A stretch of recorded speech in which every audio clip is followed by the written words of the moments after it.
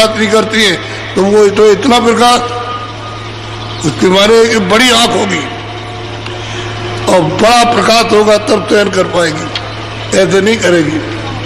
तो सूरत वहां से आई है, धीरे धीरे धीरे धीरे पर्दों में होकर के आई और कम होती आई, और जब पर्दे जब पड़ गए तो छोटी आंख हो गई।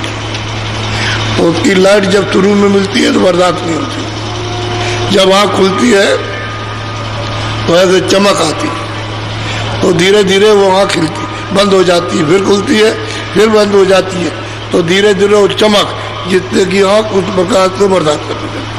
शब्द भी ऐसा ही आता है कि थोड़ा शब्द सुनाई दिया बंद, थोड़ा सुनाई दिया बंद, थोड़ा सुनाई दिया फिर, अगर एक आध आने लगे तो तुम खत्म हो जाओगे, उसी समय बर्दाश्त नहीं कर सकते हो तो बस बकोगे और पागल हो जाओगे। धीरे धीरे धीरे धीरे धीरे धीरे बर्दाश्त हो जाता है। इतना शब्द है, इतनी आवाज है, ये घंटे घड़ियाल जो बजते हैं इतनी आवाज से बजते हैं, जब ये कान के पर्दे खुल जाएंगे और उनके सामने जब खड़े होंगे तो इतनी आवाज है कि आप यही कहोगे नीचे लोगों से बर्दाश्त नहीं हुआ। हमें तो सहन शक्ति आ गई और प्रकाश बढ़ गया, शक्ति ताकत बढ़ गई और बड़ा रूप हो गया, और फिर सूक्ष्म का उसमें सूक्ष्म रूप में पहुंच गई तो वो तो फिर बर्दाश्त कर लेगी, लेकिन ये रूप रहेगा, ये आगे रही बर्दाश्त नहीं हो सकता। अब आपको ये सबूत मिला कि कलयुग में इसी में रहते हुए और जीवों ने उस मालिक को पाया। जितने दृष्टांत चाहो हम आपको तब दे देंगे, ताकि आपको ये यकीन हो जाए कि हम लोग भी कलयुग में प्राप्त कर सकते हैं। और जब तक कोई सबूत नहीं मिलता है तब तक आप लोग यही कहते हो कहाँ लिखा है और किसने कहा और किसने देखा, ये कहते हैं। वहाँ तो सबने कहा, न रामुत का वेद जानते न कुछ जानते, न योगी जानते न योग जानते, कोई भी उसका वेद नहीं जानता जवाए संतों के, और वहाँ कोई जा भी नहीं सकता। जब तक कि वहाँ के आने वाले संत सदगुरु नहीं मिलेंगे तब तक वहाँ कोई नहीं जाता। तो कैसे आप समझोगे उसको? ये कोई खेल और तमाशा तो नहीं है, सच्चा सनातन विज्ञान है आज घर का, जहाँ से ये सब हुआ वही का ये वेद है, लेकिन वो संतों से मिलेगा। और संत उसी को कहते हैं जो वहाँ पहुँचा, जो उसने उसका दीदार दर्शन किया उसका नाम संत है। बाकी और किसी को संत नहीं कहते। आप कहने लगो किसी को, बकरी को भी आप संत कहने लगो, कुत्ते को भी आप संत कहो, लेकिन संत नाम उसका, और वो जीव को रास्ता बता के ले जाओ पहुंचा दे तो आपको नामदान दे। ये तो एक छोटा सा प्रमाण आपको दे दिया। अब नामदान ले गए उसको लीजिए और आज ही से शुरू कर दीजिए, ताकि जल्दी से आपकी आंख और कान खोले और चल पड़े। इसमें औरों की तरह से कभी मत रखिए, जैसे और काम धन कमाने के लिए आप शौक से करते हो, लगन से, बड़ी तेज रफ्तार से कि जल्दी से जल्दी हमको मिल जाए, तो इसी तरह से इसको भी कि जल्दी से जल्दी जीवात्मा इस पार से उस पार उतर जाए। जल्दी कीजिए, अपने घर में जाए, न वहाँ पे जल में न मरे। जब जन्म मरण खत्म हो जाए, असली यही काम है कि न जलती है न मरती है, ऐसा अपना परम धाम मिल जाए, बस अपना सदा के लिए छुटकारा हो गया। और नहीं जाते हो तो जल में मरो, 84 जाओ, नरक में जाओ, जल में मरो, जल में मरो, ये होता रहेगा और जीव वहाँ कभी नहीं पहुँच सकता। तो अब आपको नामदान दूंगा। उससे पहले आपको थोड़ा सा ध्यान रखना कि आपको शाकाहारी रहना। उसका मतलब यह है कि जितने मोटे महीन अनाज, सब्जी है, सूखे गीले फल और घी दो, जितना चाहो, आपको भूख लगे तो 20 बार खाओ दिन में, कोई मना नहीं। अच्छे कपड़े पहनो या मोटे कपड़े पहनो, आपकी मर्जी, या झोपड़ी में रहो या मकान बना के रहो, वो आपकी मर्जी। सीधा सीधा खाओ। इसमें कोई ऐसी बात नहीं जो आप कर नहीं सकते हो। मजदूरी करो, खेती करो, दुकान करो और दफ्तर का काम करो, ये छोड़ना नहीं। लेकिन वो काम कैसे करो कि जिसके देश में रहते हो और जिसका शरीर है और जिसके मतलब ये सामान, तो उसके देश में मेहनत और ईमानदारी से करो। मेहनत ईमानदारी से करोगे तो वो बरकत देगा। बरकत का मतलब है आशीर्वाद।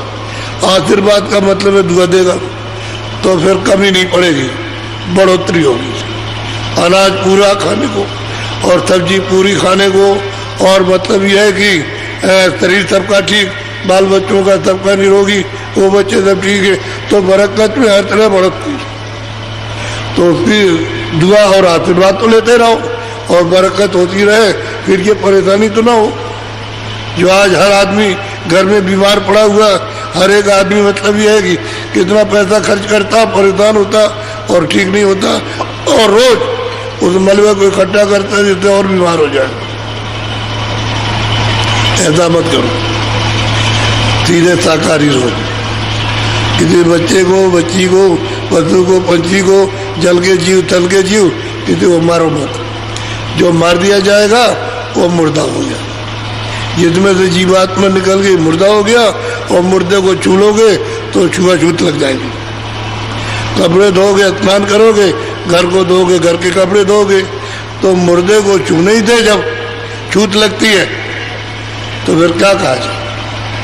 तो इस मुर्दे को पका पुकू करके पेट में रख लोगे तो ये शमशान हो गया, क्योंकि शमशान में जलाया जाता है। तो इतना तो आपको सोचनी बुद्धि से कि ये हमारा भोजन नहीं है। मुर्दे को जलाना ये हमारा भोजन नहीं है। मुर्दा मुर्दा ही होता, और वो सबको छूत लगी, चाहे हिंदू चाहे मुसलमान, कोई भी हो, नहाने के लिए जाएगा, कपड़े धोएगा। इसलिए ये काम मत करो और खूब खाओ पियो, और बाल बच्चों में रह करके दिन में काम किया, शाम को बच्चों की सेवा करो। और हम आपको अभी बताते हैं, तुम जो बताएंगे 1 घंटे सुबह, 1 घंटे शाम को, 2 घंटे अपना समय निकाल कर आप जो है भजन करो। और ये 22 घंटे जो मिलेंगे उसमें तो भी लो, काम भी कर लो, कोई आ गया सेवा करो, बच्चों की भी सेवा करो, सब कर लो उसमें, तब हो जाएगा। 2 घंटे जीवात्मा को जगाने के लिए, शुद्ध करने के लिए और अपनी आंख खोलने के लिए हमको दे दीजिए, और तुम्हारी आंख खुल जाएगी। तुम समय दोगे तुम्हारी आंख खुल जाएगी।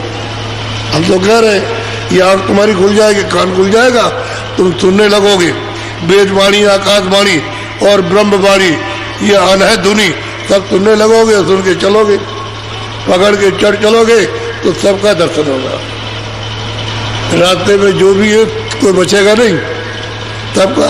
अब तुम कहोगे नहीं हमसे नहीं होगा, तो ये तो थोड़ा सा तुमको बैठना ही चाहिए। अरे थोड़ा सा निमित्त मात्र कुछ, और कुछ मदद मिले और उसकी कृपा हो जाए, जल्दी काम हो जाए। तो तुम मदद लेना नहीं चाहते, करना चाहते नहीं हो और दया मांगते नहीं हो, तो कैसे जीव कल्याण होगा। फिर तो ये सीधा 84 नरकों में जाएगा। मनुष्य शरीर तो इसको मिलना नहीं। सोच के, मैं कोई ऐसी बात नहीं, हुक्का पियो, बीड़ी पियो, तमाकू, हमने तो कुछ नहीं पिया। मत करो बच्चों कि जो तुम्हारी बुद्धि को पागल कर दे। और माँ को पकड़ो, उसके हाथ को भी 2 औरत है।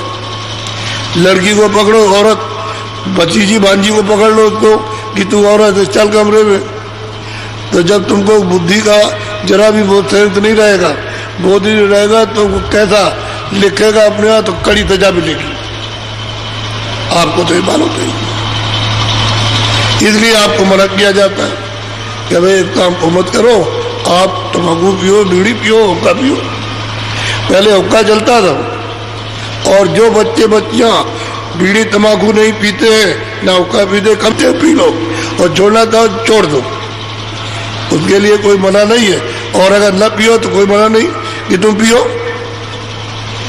जो चीज तुम्हारे हानिकारक और नुकसानदेह है और तुम्हारी जीवात्मक को हरण कर, वो मना कर दिया। 2 चीजें हैं, एक तो शाकाहारी और छूट जाएगा। ईमानदारी से कर्म करोगे।